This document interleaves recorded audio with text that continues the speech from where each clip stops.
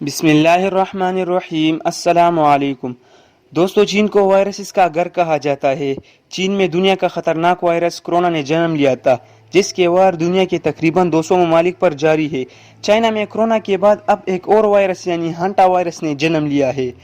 Hanta virus चीन के सूबे यूनान से शुरू हुआ था।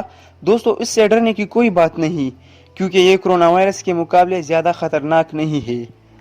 इससे पहले कि हम आपको इस वायरस के बारे में मज़ीद मालूमात फराहम करें, चैनल पर नए आने वाले हज़रात से गुजारिश है कि इस मुनफरिद मालूमाती चैनल को सब्सक्राइब करके साथ में मौजूद घंटी के बटन को भी दबाइए, ताकि हर आने वाली नई वीडियोस का नोटिफिकेशन बाकायदगी से आपको मिल सके।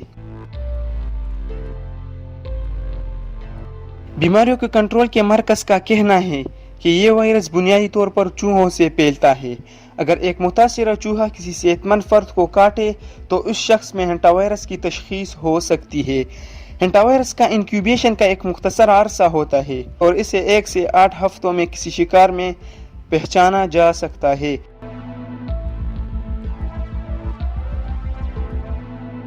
इस वायरस के अलामात में बुखार, थकावट और पटों में दर्द वगैरह शामिल है। जब कोई हंटा वायरस से मुतासिर होता है तो उनकी रानों, कुल्हों, कमर और कंधों जैसे बड़े पटों के ग्रुप दर्द करते हैं।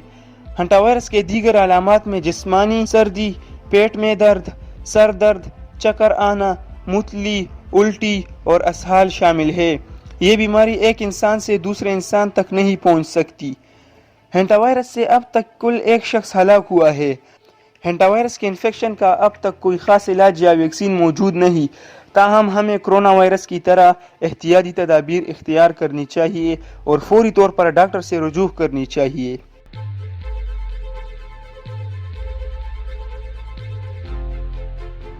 दोस्तों, मैं हूं हमजा जमील और आप देख रहे थे अब्बास जमील टीवी। मुझे उम्मीद है कि आप लोगों को हमारी ये छोटी सी काविश पसंद आई होगी। अपनी राय का इजहार कमेंट के ज़रिए देते रहिए और प्यार का इजहार वीडियो को लाइक के ज़रिए देते रहिए। इसी तरह की मालूमाती वीडियोस के लिए हमारे चैनल अब्बास जमील टीवी को सब्सक्राइब करें और बेल आइकन को दबाइए, ताकि हमारी हर आने वाली नई वीडियोस का नोटिफिकेशन बाकायदगी से आपको मिलते रहे। अब तक के लिए इतना ही, मिलते हैं एक नई वीडियो में। तब तक के लिए अपना बहुत सारा ख्याल रखिएगा। अल्लाह हाफिज़।